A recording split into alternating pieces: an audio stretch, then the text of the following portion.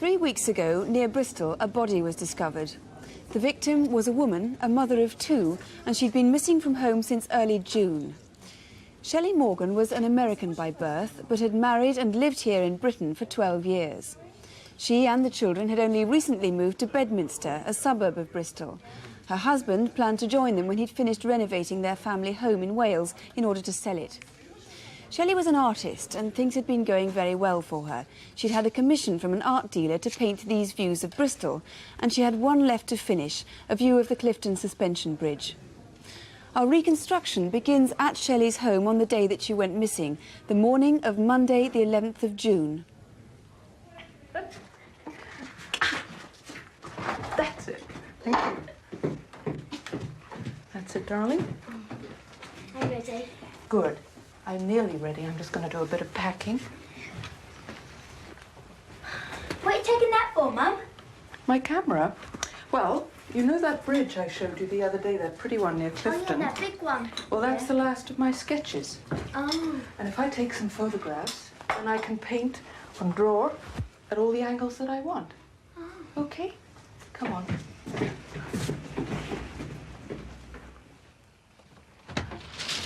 Oh, good morning. Good morning. Come on, darling.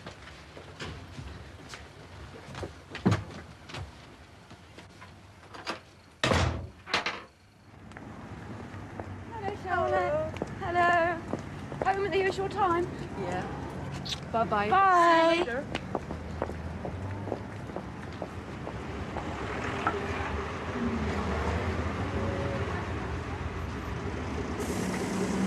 Morning, Mrs. Morgan. Morning, Mrs. Newcomb.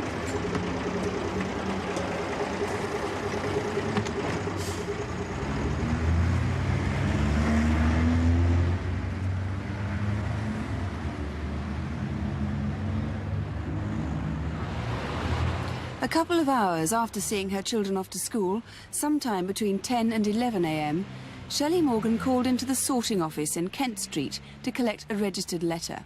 I've got a banker's card. The letter contained money from her husband, which he sent every week while he was away working on their house in Wales.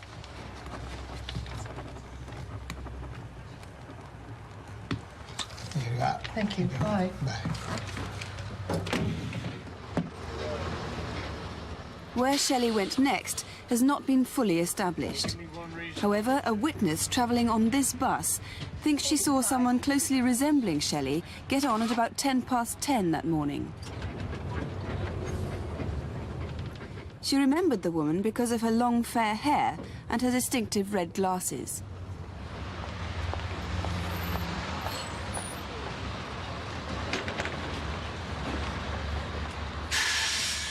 If indeed it was Shelley Morgan, that bus would have taken her to the centre of Bristol and the bus station.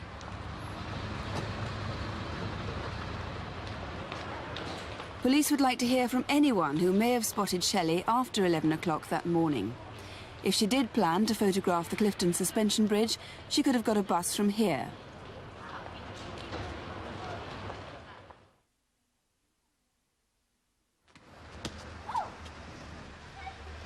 When the children came home from school, their mother wasn't there.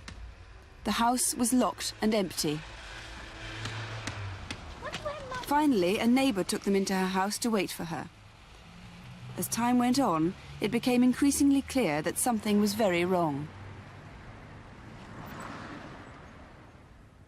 At 7:30 p.m. that Monday, the 11th of June, Shelley Morgan was officially registered as a missing person. Months went by, birthdays passed, and still no word from Shelley. Fears were becoming expectations.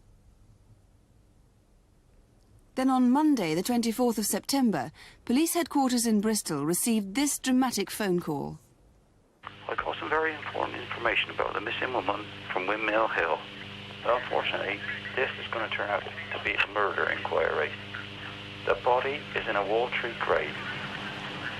I'm not certain whereabouts too. It's in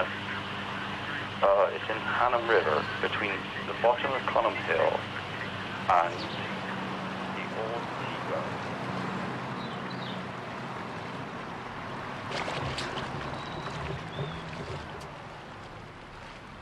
Police had to take this call seriously. Immediately, they launched an underwater search team to look for the body. After 19 days, their intensive search revealed nothing. Tell me when you're ready to leave bottom, over. The call about the stretch of river at Hannam had been a hoax. Then just 2 days later, police were speeding west of the suspension bridge where Shelley had intended to take photographs, and west of Bristol to Backwell, just 8 miles from where Shelley lived. Their destination was Long Lane in Backwell, Avon. The missing person inquiry had become a murder investigation.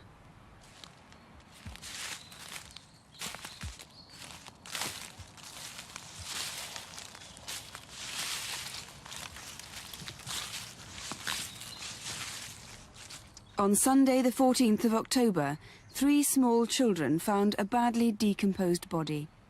It was Shelley Morgan. Missing from the scene were her clothing, glasses and bag containing her camera, sketchbooks and the registered letter from her husband. The body was found not in a watery grave, but at Watercatch Farm. A full-scale police investigation to find her killer has now begun. Shelley Morgan's father speaks for the first time about his daughter's death. Well, the biggest irony of this whole thing is that for 12 years, during which time Shelley was here, we never worried about her physical safety.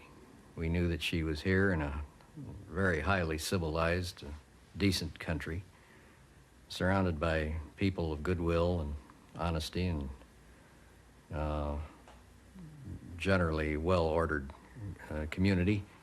And we simply did not have to worry about our daughter.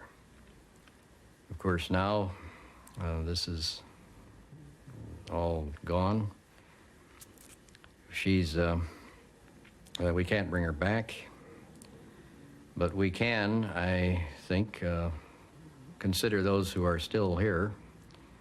We feel that this person is an extreme menace to just about anyone. And we hope that anyone who might someday or somehow know something about this person, that they will be able to come forward to the police and convey this information to them. Well, Detective Superintendent, the anonymous caller who called you had a local accent. Do you think he would have had anything to do with Shelley's death, in fact? Well, we won't know until we trace him. I wouldn't have thought so. But it is very strange that he phones us 3 months after her disappearance. Why? Why was he phoning us at that time? Is there some little piece of information that he's got that he wanted us to be interested in? We won't know until we find him. If it is a hoax and he comes forward, will you prosecute him? Of course not. We're dealing with a murder inquiry. All we want to do is arrive at the truth, and that's it. So if he is watching, please contact us and we'll resolve it and find out what it was all about. Now, you're sure that she was killed on the actual day she disappeared, on June the 11th. What was the motive for her murder, do you believe? Well, it has all the appearance of sex. She was naked apart from her shoes and a pair of tights, face down in a copse. Her clothing's gone somewhere. We're still carrying out certain tests, but there is little doubt that it must have been a sexual attack and then a murder. So what exactly do you need the public's help with? The clothing's missing, as you say. Do you think somebody might have found that? Anything and everything. Anything that anybody knows about her movements. Perhaps the man responsible is already in prison and has talked to somebody. Anybody who's got a lodger they're worried about. A woman who's had a bad experience in a car. Somebody trying to pick her up in a car. That's the one thing we are certain of. She must have been taken there in a car, and at that time she was either alive or she was dead. That bag is very distinctive, isn't it? That might provide a clue. It is. That bag was made from a blueprint that her mother supplied from materials that we found at her home, very similar to the one she had. As you've already said, her dress is missing, her red spectacles are missing, the registered envelope is missing. All those items are somewhere. Her clothing is somewhere. And the most vital clue of all, of course, is the camera. This is the most vital clue that we have got, as you said. This is an identical camera. It's an Olympus, as you see. It's an OM20 camera. And I do appeal to anybody watching tonight, please give us 2 minutes of your time. Because There's only one camera in the world that's got the number 1032853 on it. It's stamped there on the metal at the bottom here. That camera was stolen from her. Please take time after the programme to look. If you've acquired a camera like that since the 11th of June, please check it. And any dealer that's watching, will you please take a note of that number and check your stock in the morning. Detective Superintendent, thank you very much indeed. The number to ring is 01811 8055, or you can call the incident room in Bristol, which is Nailsea 854 011, 0272 854 011. And if you live in Bristol, you can ask the operator for free phone Nailsea Incident Room.